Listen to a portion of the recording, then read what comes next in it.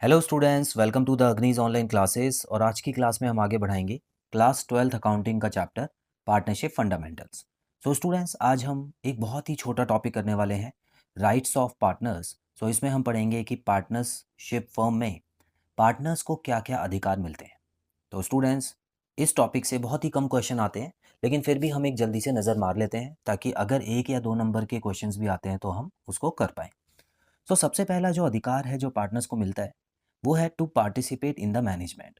तो कोई भी मैनेजमेंट से संबंधित काम है, चाहे वो मीटिंग है, चाहे कोई डिसीजन है जो कि कंपनी के लिए लेना है, तो उस पार्टनर से पूछे बिना नहीं हो सकता। उस पार्टनर से पूछना पड़ेगा जो कि पार्टनरशिप फर्म में एज अ पार्टनर काम कर रहा है। ठीक है, बड़ा ही सिंपल था पहला। तो दूसरा, to be consulted about the business affairs. तो बिजनेस के मामले कुछ भी हो, चाहे चाहे वो एसेट खरीदने से संबंधित हो या लोन लेने से संबंधित हो, तो छोटे से छोटा काम जो है वो पार्टनर्स को बताया जाएगा। उसकी राय लेनी ज़रूरी है क्योंकि फ्यूचर में विदाउट पार्टनरशिप, विदाउट पार्टनर की राय लिए अगर कोई भी डिसीजन लिया जाता है तो आगे प्रॉब्लम हो सकती है students. To inspect the books of accounts and have a copy of it. तो कोई भी पार्टनर कभी भी अकाउंट्स को चेक कर सकता है कंपनी के। अगर अकाउंट्स में कुछ गड़बड़ है तो वो उसको पता होना चाहिए। सो कोई भी पार्टनर अकाउंट्स कभी भी चेक कर सकता है और उसकी कॉपी भी अपने पास रख सकता है। ठीक है, तो कॉपी इसलिए रखी रखी जाती है स्टूडेंट्स कि उसको रीड कर सकें और ये एनालाइज कर सकें कि यहाँ पर इस साल हमको प्रॉफिट हुआ है, लॉस हुआ है और उसकी वजह। ठीक है, चौथा पॉइंट यहाँ पे दिया गया students, to share the profit and loss in the agreed ratio. तो ये तो हमको पता ही है कि पार्टनरशिप डीड में साफ साफ लिखा होता है स्टूडेंट्स की पार्टनर्स जो है वो प्रॉफिट एंड लॉस जो शेयर करेंगे वो एक पर्टिकुलर रेशो में करेंगे जो कि पार्टनरशिप डीड में लिखा होगा। और अगर पार्टनरशिप डीड नहीं भी है तो भी वो प्रॉफिट एंड लॉस शेयर करेंगे बराबर बराबर। ठीक है, तो ये चीज़ यहाँ पे पार्टनर्स को अधिकार है कि अगर कोई प्रॉफिट या लॉस होता है तो उसमें बराबर की भागीदारी पार्टनर्स की रहेगी। To receive 6% per annum interest on loan even if it is not mention in partnership deed और इन एब्सेंस ऑफ डीड। तो अगर किसी कंपनी में पार्टनरशिप डीड नहीं है या पार्टनरशिप डीड में लोन के बारे में नहीं लिखा हुआ, इंटरेस्ट ऑन लोन के बारे में, तो अगर कोई पार्टनर कंपनी को लोन देता है स्टूडेंट्स तो ऐसे में उसको 6% पर एनम के हिसाब से कंपनी इंटरेस्ट देगी। ठीक है, अगर पार्टनरशिप डीड में कोई और परसेंटेज लिखी है तो उसके हिसाब से चलेंगे, लेकिन पार्टनरशिप डीड अगर नहीं है तो उसमें 6% पर एनम के हिसाब से ही इंटरेस्ट दिया जाएगा उसे। 6 पॉइंट पे आते हैं स्टूडेंट्स। यहाँ पे लिखा है to be indemnified for the expenses incurred by him in the time of emergency. तो स्टूडेंट्स, कभी किसी कंपनी पे अगर इमरजेंसी आ जाती है, कभी बुरा टाइम आता है और उस केस में पार्टनर अपनी तरफ से कोई खर्चा करता है कंपनी के ऊपर, तो उसको पूरा अधिकार है कि जब कंपनी इस लायक हो जाए कि वो पैसे कमा सकती है ठीक से, तो पहले उस पार्टनर के जो खर्चे हैं उनको पूरा करे। ठीक है, उसको लौटाए। इंडेमनीफाई का मतलब होता है स्टूडेंट्स पूर्ति करना, मतलब हम बोलते हैं ना कि भरपाई करना, उसको इंडेमनीफाई बोलते हैं। तो कंपनी जो है वो उस पार्टनर के पैसे जल्द से जल्द भरने की कोशिश करे। 7th पॉइंट में लिखा है not to allow the admission of a new partner.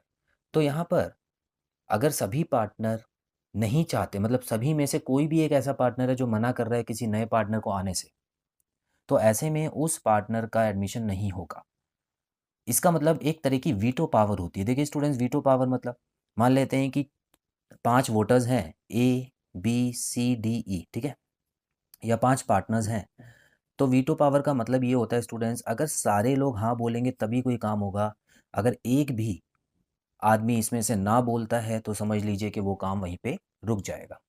तो यही जो पावर होती है सभी पार्टनर के पास होती है during the admission of a new partner. ठीक है, पॉइंट नंबर 8 पे चलेंगे स्टूडेंट्स।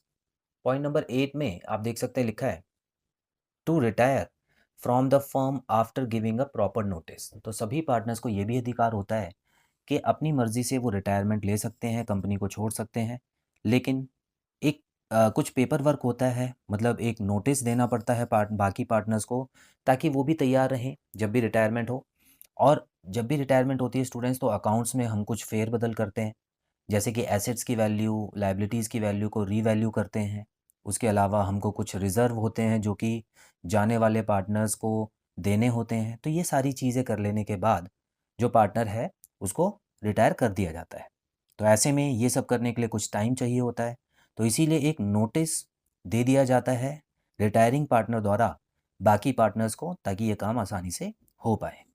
पॉइंट नंबर 9 में देखेंगे स्टूडेंट्स, लिखा है to be indemnified for the payments made by him for the expense of the firm.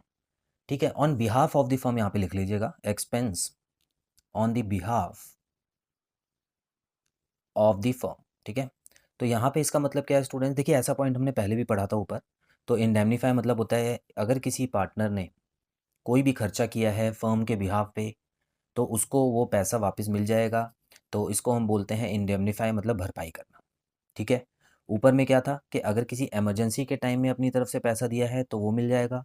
यहाँ पे क्या है कि इमरजेंसी नहीं है, लेकिन कभी भी कोई यहाँ पर अगर कोई भी पार्टनर अपनी तरफ से पैसे दे देता है on the behalf of the firm, अपनी तरफ से कोई चेक दे देता है या कैश दे देता है, तो वो पैसा फर्म जो है वो उस पार्टनर को बिल्कुल वापस कर देगी। तो स्टूडेंट्स ये कुछ अधिकार हैं, राइट्स ऑफ पार्टनर हैं। इसमें से कुछ एग्ज़ाम में आ सकते हैं 1 या 2 नंबर के, लेकिन ये टॉपिक को इतना इम्पोर्टेंट नहीं माना जाता है। तो स्टूडेंट्स आज की क्लास में हम इतना ही पढ़ेंगे। आई होप आपको सभी पॉइंट्स अच्छे से क्लियर हुए। बहुत जल्द मिलते हैं अगली क्लास में। Till then bye bye.